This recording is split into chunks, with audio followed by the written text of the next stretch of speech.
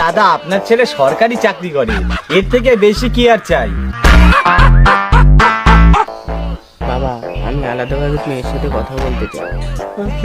বলছি দাদা, আমার ছেলে একটু আপনার মেয়ের সঙ্গে আলাদাভাবে কথা বলতে চায়। আচ্ছা ঠিক আছে, এই মা যা তো একটু কথা বলে আয়। যা তাহলে কথা বলে আয়। A few moments later. দিদি, দিদি তুমি এই বিয়েতে না করে দাও। আমি একটা মেয়েকে খুব ভালোবাসি। আমি যদি ওই মেয়েকে না পাই, আমার হাতে শিরা কেটে দেবো।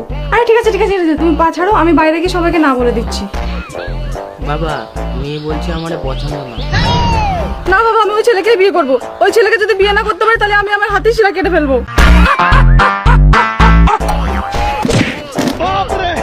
ছি ছি ছি রে ননি ছি।